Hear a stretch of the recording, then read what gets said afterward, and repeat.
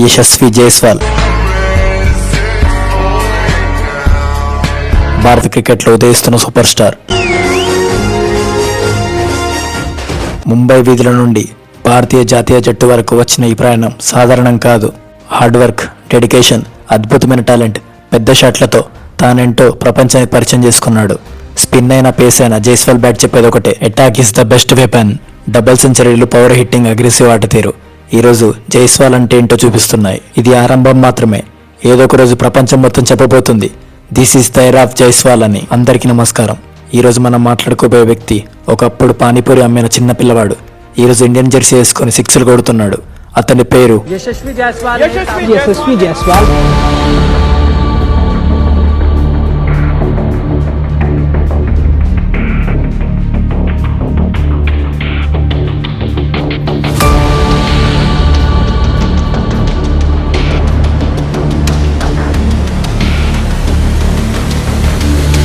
తన కథ కేవలం క్రికెట్ కథ కాదు. ధైర్యం, ఆకలి, కష్టం, ఓపిక, కళలు ఇవన్నీ ఒక మనిషిని సూపర్ స్టార్ ఎలా మార్చగలిగాయో చూపించిన కథ. ముంబైలో పానీపూరి అమ్ముకున్న ఒక అబ్బాయి ఇండియన్ టీం వరకు ఎలా రాగలిగాడు, అతని స్థాయికి రావడానికి ఎన్ని కష్టాలు పడ్డాడు, తన ఇన్స్పైరింగ్ బయోగ్రఫీ ఏంటో ఈరోజు చూద్దాం. జైస్వాల్ పూర్తి పేరు యశస్వి భూపేంద్ర కుమార్ జైస్వాల్. అతను 2001 డిసెంబర్ 28న బదౌహి అనే గ్రామంలో జన్మించాడు. ఇది ఉత్తరప్రదేశ్లో ఉంది. తన తండ్రి పేరు భూపేంద్ర జైస్వాల్, తల్లి పేరు కంచన్ జైస్వాల్. తన తండ్రికి ఒక చిన్న హార్డ్వేర్ షాప్ ఉండేది. జైస్వాల్ వాళ్ళకి 4వ సంతానం. వాళ్ళు చాలా పేద కుటుంబం. వాళ్ళకున్న హార్డ్వేర్ షాప్ తోనే వాళ్ళ జీవనం కొనసాగుతూ ఉండేది. జైస్వాల్ కి చిన్నప్పటి నుంచి క్రికెట్ అంటే చాలా ఇష్టం. చిన్నప్పటి నుంచిలే ఏదో ఒక రోజు ఇండియన్ టీం ఆడతానని చెప్పేసి కలలుగంటూ ఉండేవాడు. కానీ తను ఉంటున్న ఊరండి ఇండియన్ టీం సెలెక్ట్ అయ్యాలంటే చాలా కష్టమని ముందుగానే గ్రహించాడు. అందుకని తన 10 ఏళ్ల వయసులోనే ముంబైకి చేరుకున్నాడు. ఎంత కష్టమైనా పర్లేదు, ముంబైలోనే కోచింగ్ తీసుకోవాలని ఫిక్స్ అయిపోయాడు. కోచింగ్ సెంటర్ దగ్గరలోనే ఒక పాల కేంద్రంలో అతను పనిలో చేరాడు. అతని పని ఏంటంటే ఆ పాల కేంద్రంలో పొద్దున సాయంత్రం పనిచేస్తూ అక్కడే పడుకోవాలి. కానీ అతను క్రికెట్ షెడ్యూల్ ఎక్కువ ఉండడం వల్ల బాగా అలసిపోయేవాడు. క్రికెట్ కోచింగ్ అయిపోయిన తర్వాత రూమ్కి వెళ్ళి అక్కడే పడుకునేవాడు. దీంతో ఆ పాల షాప్ ఓనర్ జైస్వాల్ పనిలోంచి తీసేసి బయటికి పంపించేశాడు. అతన్ని పనిలోంచి తీసేయడం వల్ల అతను రోడ్డు మీదకి వచ్చేసాడు. ఇప్పుడు పడుకోవడానికి ప్లేస్ కూడా లేదు. తన కష్టం చూసిన క్లబ్ గ్రౌండ్ గార్డెనర్ తనకు ఉండడానికి ఒక చిన్న టెంట్ హౌస్ ఇచ్చాడు. జైస్వాల్ ఆ టెంట్ లోనే ఎలాంటి సౌకర్యాలు లేకుండా కష్టపడి క్రికెట్ కోచింగ్ తీసుకుంటూనే ఉండేవాడు. ఈ టైంలో అతను పానీపూరి అమ్మేవాడు. చాలా కష్టపడి పానీపూరి అమ్ముతూనే ఇటు సైడ్ కోచింగ్ తీసుకునేవాడు. ఇలా వెళ్తున్న తన లైఫ్ లోకి ఒక అనుకోని పర్సన్ వచ్చాడు.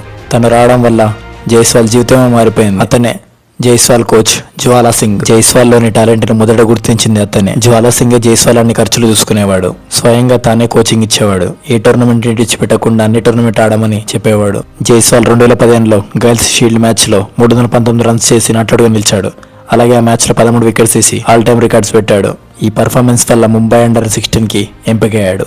ఆ తర్వాత అండర్-19 క్రికెట్ జట్టు కూడా ఎంపికయ్యాడు. 2018లో జరిగిన అండర్-19 ఆసియా కప్ లో 318 రన్స్ కొట్టి ప్లేయర్ ఆఫ్ ద టోర్నమెంట్ గా నిలిచాడు. తర్వాత కూడా తను వెనక్కి తిరిగి చూసుకోలేదు. వివచన బ్యాటింగ్ చేస్తూనే ఉండేవాడు. తన బ్యాటింగ్ చూసిన సెలెక్టర్స్ 2020 అండర్-19 వరల్డ్ కప్ కి సెలెక్ట్ చేశారు. ఆ టోర్నమెంట్ లో కూడా తన వివచన బ్యాటింగ్ తో 400 రన్స్ కొట్టి ఆ టోర్నమెంట్ లో హైయెస్ట్ స్కోరర్ గా నిలిచి player of the tournament award గెలుచుకున్నాడు. ముఖ్యంగా పాకిస్తాన్ మీద కొట్టిన సెంచరీ ఇప్పటికీ గుర్తుంది. ఆ సెంచరీ వల్లే మనం ఫైనల్ కి వెళ్ళగలిగాం. కానీ ఫైనల్లో బంగ్లాదేశ్ చేతిలో ఓడిపోయింది మన టీమిండియా. జైస్వాల్ తన డొమెస్టిక్ క్రికెట్ ముంబై తరపున ఆడతాడు. అండర్-19 లో తన పర్ఫార్మెన్స్ చూసిన ఐపీఎల్ ఫ్రాంచైజీలు 2020 ఐపీఎల్ ఆక్షన్ లో తన కోసం బాగా పోటీ పడ్డాయి. చివరకు రాజస్థాన్ రాయల్స్ 2.4 కోట్లకు అతన్ని తీసుకుంది. అతను అదే సీజన్ లో డెబ్యూ చేశాడు. కానీ ఆ సీజన్ లో ఎక్కువ పర్ఫార్మ్ చేయలేకపోయాడు. కానీ అతన్ని రాజస్థాన్ రాయల్స్ అసలు ఇడిచిపెట్టలేదు. తర్వాత సీజన్లో తన బ్యాటింగ్ పర్ఫార్మెన్స్ మెరుగుపరుచుకుంటూ 2023లో ముంబైకి అగెనెస్ట్ గా తన మెయిడెన్ సెంచరీ కొట్టాడు. తర్వాత కూడా తన ఫామ్ ఎక్కడ తగ్గలేదు. అలానే బ్యాటింగ్ చేస్తూ ఇండియా కూడా డెబ్యూ చేశాడు. టెస్ట్ లో సెంచరీ, T20లో సెంచరీ, మన రీసెంట్ గా జరిగిన సౌత్ ఆఫ్రికా మ్యాచ్ లో కూడా సెంచరీ కొట్టి ఒక ప్రామిసింగ్ యంగ్స్టర్ గా పేరు తెచ్చుకున్నాడు.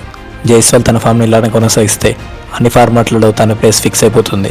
జైస్వాల్ ఇలానే ఆడి మన టీమిండియాకి ఎన్నో విజయాలు అందించాలని కోరుకుందాం.